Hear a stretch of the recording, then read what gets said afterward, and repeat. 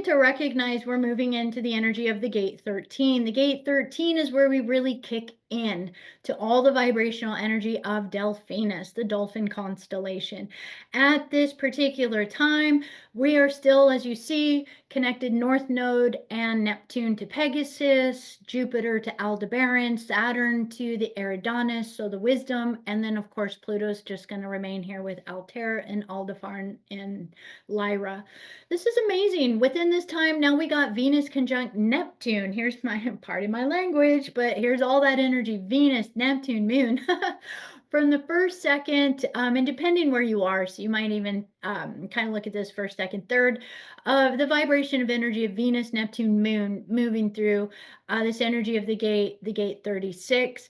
It's a kind of a really big time. This is also going to be very quickly where Venus is going to go conjunct with the North Node. Well, the North Node's also in the gate 36. So you could actually kind of add the North Node energy within there.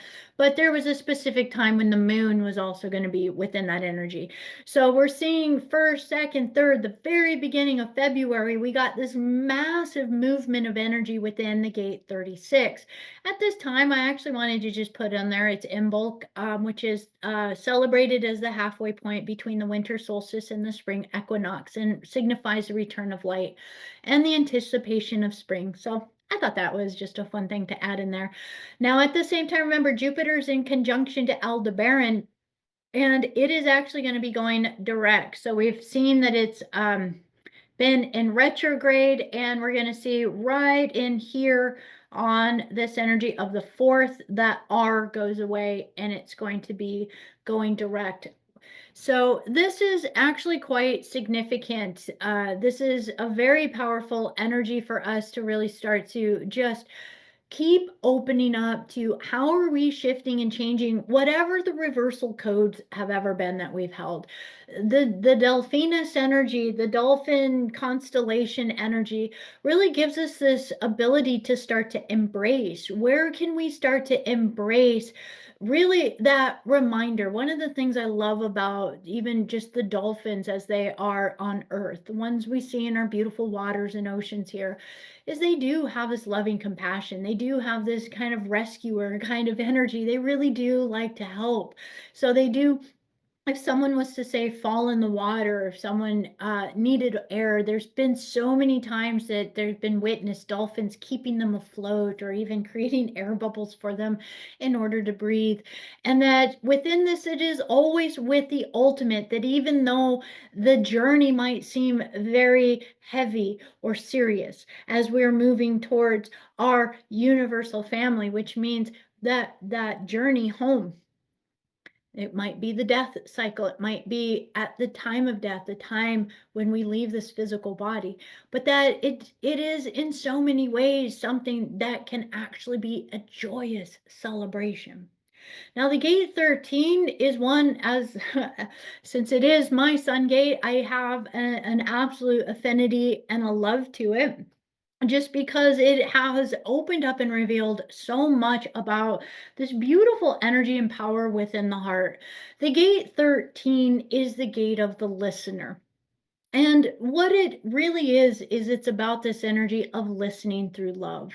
That no matter what stories are told upon the earth, that if we actually just sit and listen, we'll actually recognize that most stories that are told have nothing to do about what's really being said with the heart on the deepest level. That if a friend is telling you something and they're really complaining about something, if you really listen to them, you're actually going to hear from their heart what is the deepest core wounds or desires that they are actually holding within. And that when we be that witness from the heart, that we can really truly begin to speak to love, and to touch that very place within the heart that is seeking that remembrance of that diamond, that spark that helps them remember, hey, guess what? We're not lost. We're not forgotten. We're not all alone. And guess what? Here's your ticket. We're all going to make it back home. We have that ability. So it is in some ways interesting because it does have an energy of a storyteller energy. as part of that channel. And it is direction gained by looking back. So a lot of times it is the traveler, the journeyer, the person that has been through experiences, been through different things, and then has the ability to, through the heart, to be able to share whatever is necessary in order to break out of whatever that stuck place is that feels stuck, in order to, in some ways, let go, to flow with the current of the river, to return back home.